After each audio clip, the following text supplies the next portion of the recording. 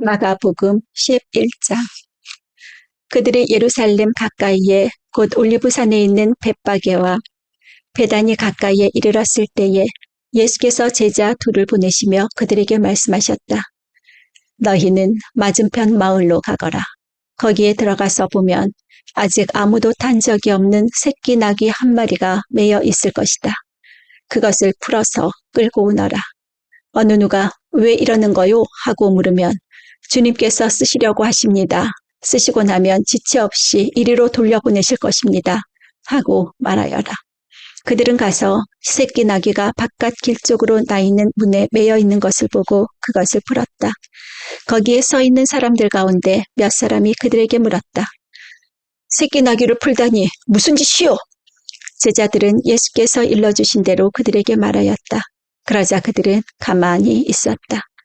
제자들이 그 새끼 나귀를 예수께로 끌고 와서 자기들의 겉옷을 그 등에 걸쳐 놓으니 예수께서 그 위에 올라타셨다. 많은 사람이 자기들의 겉옷을 길에다 폈으며 다른 사람들은 들에서 잎 많은 생나무 가지들을 꺾어다가 길에다 깔았다.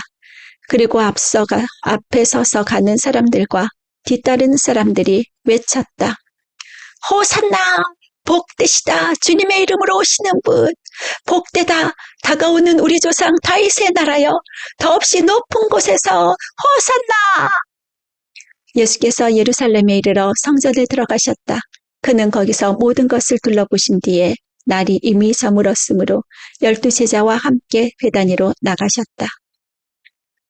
이튿날 그들이 베다니를 떠날 때에 예수께서는 시장하셨다. 멀리서 잎이 무성한 무화과 나무를 보시고 혹시 그 나무에 열매가 있을까 하여 가까이 가서 보셨는데 잎사귀 밖에는 아무것도 없었다. 무화과의 철이 아니었기 때문이다. 예수께서 그 나무에게 말씀하셨다. 이제부터 영원히 네게서 열매를 따 먹을 사람이 없을 것이다. 제자들이 예수께서 말씀하시는 것을 들었다. 그리고 그들은 예루살렘으로 들어갔다.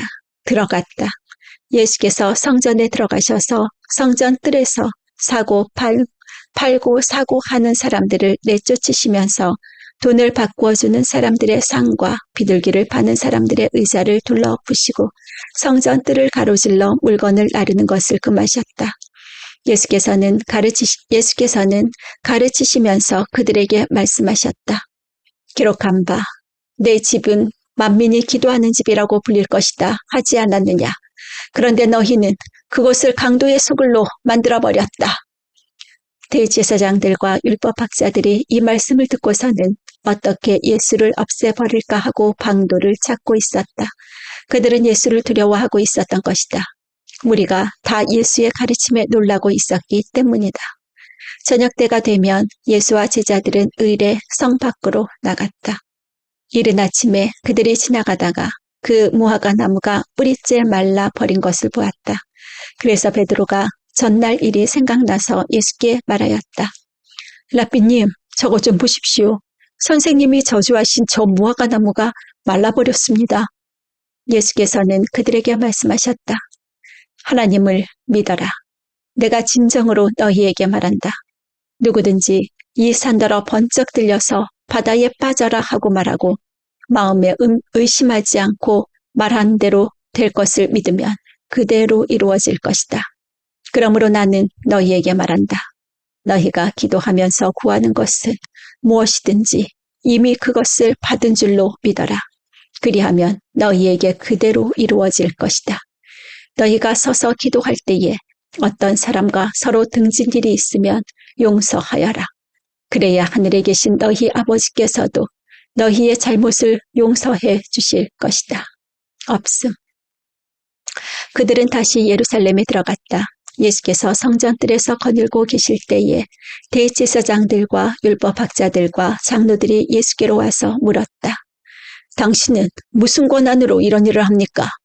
누가 당신에게 이런 일을 할 수 있도록 권한을 주었습니까? 예수께서 그들에게 말씀하셨다. 나도 너희에게 한 가지를 물어보겠으니 나에게 대답해 보아라. 그러면 내가 무슨 권한으로 이런 일을 하는지를 너희에게 말하겠다. 요한의 세례가 하늘에서 온 것이냐 사람에게서 온 것이냐 내게 대답해 보아라. 그들은 자기들끼리 의논하며 말하였다. 하늘에서 왔다고 말하면 어찌하여 그를 믿지 않느냐고 할 것이다.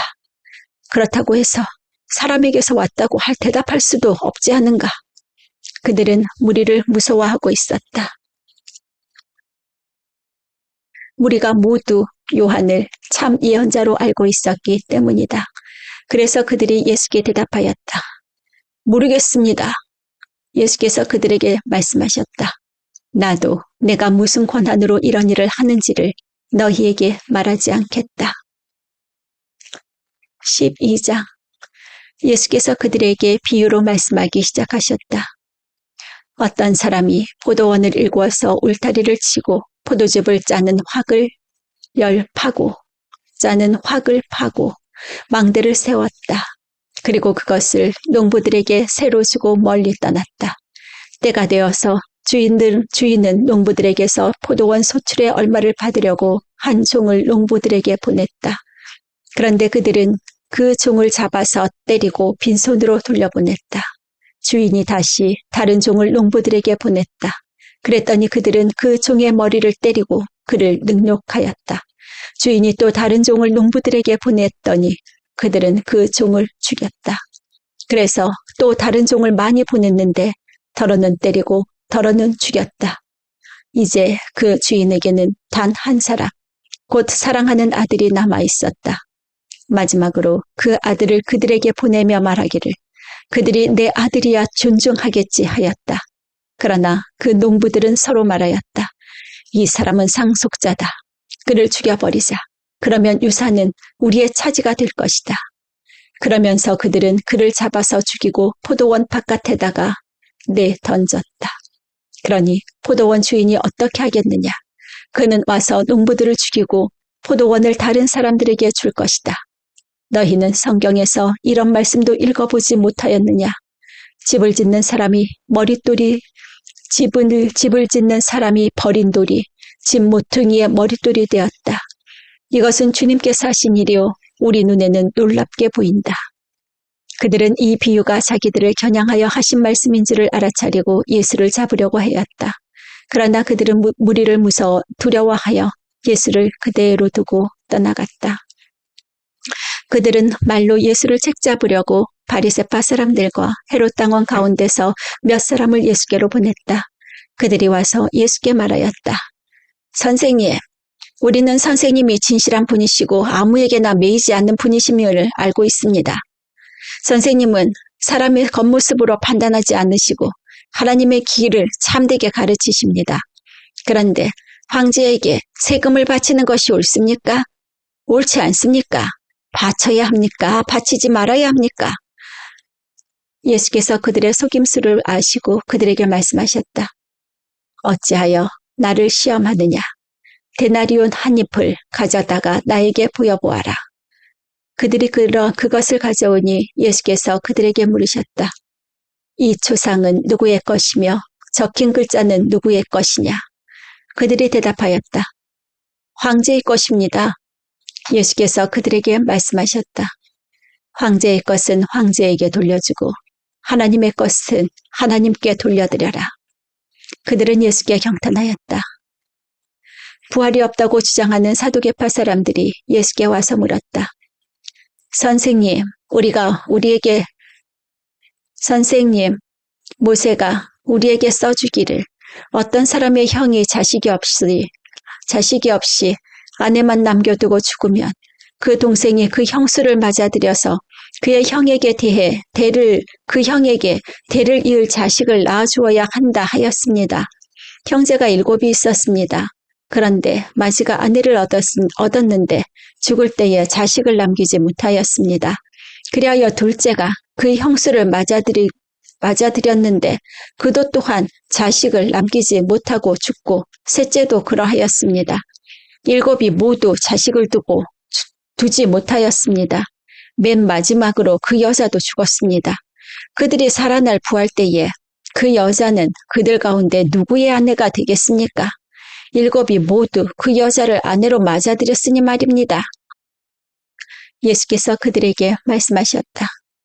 너희는 성경도 모르고 하나님의 능력도 모르니까 잘못 생각하는 것이 아니냐. 사람이 죽은 사람들 가운데서 살아날 때에는 장가도 가지 않고 시집도 가지 않고 하늘에 있는 천사들과 같다. 죽은 사람들이 살아나는 일에 관해서는 모세의 책에 떨기나무 이야기가 나오는 대목에서 하나님께서 모세에게 어떻게 말씀하셨는지를 너희는 읽어보지 못하였느냐. 하나님께서는 모세에게 말씀하시기를 나는 아브라함의 하나님이요 이삭의 하나님이요 야곱의 하나님이다 하시지 않으셨느냐. 하나님은 죽은 사람들의 하나님이 아니라 살아있는 사람들의 하나님이시다. 너희는 생각을 크게 잘못하고 있다. 율법학자들 가운데 한 사람이 다가와서 그들이 변론하는 것을 들었다. 그는 예수가 그들에게 대답을 잘 하시는 것을 보고서 예수께 물었다. 모든 계명 가운데서 가장 으뜸되는 것은 어느 것입니까? 예수께서 대답하셨다. 첫째는 이것이다. 이스라엘아 들어라. 우리 하나님이신 주님은 오직 한 분이신 주님이시다. 네 마음을 다하고 네 목숨을 다하고 네 뜻을 다하고 네 힘을 다하여 너희 하나님이신 주님을 사랑하여라. 둘째는 이것이다. 네 이웃을 네 몸같이 사랑하여라. 이 계명보다 더 큰 계명은 없다. 그러자 율법학자가 예수께 말하였다. 선생님, 옳은 말씀입니다. 하나님은 한 분이시요 그 밖에 다른 이는 없다고 하신 그 말씀은 옳습니다. 또 마음을 다하고 지혜를 다하고 힘을 다하여 하나님을 사랑하는 것과 이웃을 자기 몸같이 사랑하는 것이 모든 번제와 희생제보다 더 낫습니다. 예수께서는 그가 슬기롭게 대답하는 것을 보시고 그에게 말씀하셨다. 너는 하나님의 나라에서 멀리 있지 않다. 그 뒤에는 감히 하나님께 더 묻는 사람이 없었다. 예수께서 성전에서 가르치실 때에 이렇게 말씀하셨다. 어찌하여 율법학자들은 그리스도가 다윗의 자손이라고 하느냐. 다윗이 성령의 감동을 받아서 친히 이렇게 말하였다. 주님께서 내 주께 말씀하셨다. 내가 네 원수를 네 발 아래에 굴복시킬 때까지 너는 내 오른쪽에 앉아 있어라. 다윗 스스로가 그를 주라고 불렀는데 어떻게 그가 다윗의 자손이 되겠느냐. 많은 무리가 예수의 말씀을 기쁘게 들었다. 예수께서 가르치시면서 이렇게 말씀하셨다. 율법학자들을 조심하여라. 그들은 예복을 입고 다니기를 좋아하고 장터에서 인사받기를 좋아하고 회당에서는 높은 자리에 앉기를 좋아하고 잔치에서는 윗자리에 앉기를 좋아한다. 그들은 과부들의 가산을 삼키고 남에게 보이려고 길게 기도한다. 이런 사람들이야말로 더 엄한 심판을 받을 것이다. 예수께서 헌금함 맞은쪽에 앉아서 무리가 어떻게 헌금함에 돈을 넣는가를 보고 계셨다. 많이 넣는 부자가 여럿 있었다. 그런데 가난한 과부 한 사람은 와서 랩돈 2닙 곧 한 고드란트를 넣었다. 예수께서 제자들을 곁에 불러놓고서 그들에게 말씀하셨다. 내가 진정으로 너희에게 말한다. 헌금함에 돈을 넣는 사람들 가운데 이 가난한 과부가 어느 누구보다도 더 많이 넣었다. 모두 다 넉넉한 데서 얼마씩을 떼어 넣었지만 이 과부는 가난한 가운데서 가진 것 모두 곧 자기 생활비 전부를 털어 넣었다. 13장. 예수께서 성전을 떠나가실 때에 제자들 가운데서 한 사람이 예수께 말하였다. 선생님, 보십시오. 얼마나 굉장한 돌입니까? 얼마나 굉장한 건물들입니까? 예수께서 그에게 말씀하셨다. 너는 이 큰 건물들을 보고 있느냐? 여기에 돌 하나도 돌 위에 남지 않고 다 무너질 것이다. 예수께서 올리브산에서 성전을 마주보고 앉아 계실 때에 베드로와 야고보와 요한과 안드레가 따로 예수께 물었다. 우리에게 말씀해 주십시오. 이런 일이 언제 일어나겠습니까? 또 이런 일들이 이루어지려고 할 때에는 무슨 징조가 있겠습니까? 예수께서 그들에게 말씀하셨다. 누구에게도 속지 않도록 조심하여라. 많은 사람이 내 이름으로 와서는 내가 그리스도다 하면서 많은 사람을 속일 것이다. 또 너희는 여기저기에서 전쟁이 일어난 소식과 전쟁이 일어날 것이라는 소문을 듣게 되어도 놀라지 말아라. 이런 일이 반드시 일어나야 한다. 그러나 아직 끝은 아니다. 끝은 아니다. 민족과 민족이 맞서 일어나고 나라와 나라가 맞서 일어날 것이며 지진이 곳곳에서 일어나고 기근이 들 것이다.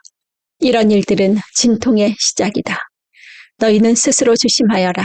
사람들이 너희를 법정에 넘겨줄 것이며 너희가 회당에서 매를 맞을 것이다. 또 너희는 나 때문에 총독들과 임금들 앞에 서게 되고 그들에게 증언할 것이다. 먼저 복음이 모든 민족에게 전파되어야 한다. 사람들이 너희를 끌고 가서 넘겨줄 때에 너희는 무슨 말을 할까 하고 미리 걱정하지 말아라. 무엇이든지 그 시각에 말할 것을 너희에게 지시하여 주시는 대로 말하여라. 말하는 이는 너희가 아니라 성령이시다. 형제가 형제를 죽음에 넘겨주고 아버지가 자식을 또한 그렇게 하고 자식이 부모를 거슬러 일어나서 부모를 죽일 것이다. 너희는 내 이름 때문에 모든 사람에게서 미움을 받을 것이다. 그러나 끝까지 견디는 사람은 구원을 받을 것이다. 황폐하게 하는 가증스러운 물건이 서지 못할 곳에 선 것을 보거든 읽는 사람은 깨달아라. 그때에는 유대에 있는 사람들은 산으로 도망하여라. 지붕 위에 있는 사람은 내려오지도 말고 제 집 안에서 무엇을 꺼내려고 들어가지도 말아라. 들에 있는 사람은 제 겉옷을 가지러 뒤로 돌아서지 말아라. 그날에는 아이벤 여자들과 젖먹이가 딸린 여자들은 불행하다. 이 일이 겨울에 일어나지 않도록 기도하여라. 그날에 환란이 닥칠 것인데 그런 환란은 하나님께서 세상을 창조하신 이래로 지금까지 없었고 앞으로도 없을 것이다. 주님께서 그 날들을 줄여주지 않으셨다면 구원받을 사람이 하나도 없을 것이다. 그러나 주님께서는 주님이 뽑으신 선택받은 사람들을 위하여 그 날들을 줄여주셨다. 그때에 누가 너희에게 보아라, 그리스도가 여기에 있다. 보아라, 그리스도가 저기에 있다 하더라도 믿지 말아라. 거짓 그리스도들과 거짓 예언자들이 일어나 표징들과 기적들을 행하여 보여서 할 수만 있으면 선택받은 사람들을 홀리려 할 것이다. 그러므로 너희는 조심하여라. 내가 이 모든 일을 너희에게 미리 말하여 둔다. 그러나 그 환란이 지난 뒤에 그 날에는 해가 어두워지고 달이 빛을 내지 않고 별들이 하늘에서 떨어지고 하늘의 세력들이 흔들릴 것이다. 그때의 사람들이 인자가 큰 권능과 영광에 쌓여 구름을 타고 오는 것을 볼 것이다. 그때에 그는 전사들을 보내어 땅끝에서 하늘 끝까지 사방에서 선택된 사람들을 모을 것이다. 무화과 나무에서 비유를 배워라. 그 가지가 연해지고 잎이 돋으면 너희는 여름이 가까이 온 줄을 안다. 이와 같이 너희도 이런 일들이 일어나는 것을 보거든 인자가 문 앞에 가까이 온 줄을 알아라. 내가 진정으로 너희에게 말한다. 이 세대가 끝나기 전에 이 모든 일이 다 일어날 것이다. 하늘과 땅은 없어질지라도 나의 말은 절대로 없어지지 않을 것이다. 그러나 그 날과 그때는 아무도 모른다. 하늘의 천사들도 모르고 아들도 모르고 오직 아버지만 아신다. 조심하고 깨어 있어라. 그때가 언제인지를 너희가 모르기 때문이다. 사정은 여행하는 어떤 사람의 경우와 같은데 그가 집을 떠날 때에 자기 종들에게 권한을 주어서 각 사람에게 할 일을 맡기고 문지기에게는 깨어 있으라고 명령한다. 그러므로 깨어 있어라. 집주인이 언제 올는지 저녁녘일는지 한밤중일지 달기 올 무렵일지 이른 아침녘일지 너희가 알지 못하기 때문이다. 주인이 갑자기 와서 너희가 잠자고 있는 것을 보게 되는 일이 없도록 하여라. 내가 너희에게 하는 말은 모든 사람에게 하는 말이다. 깨어 있어라.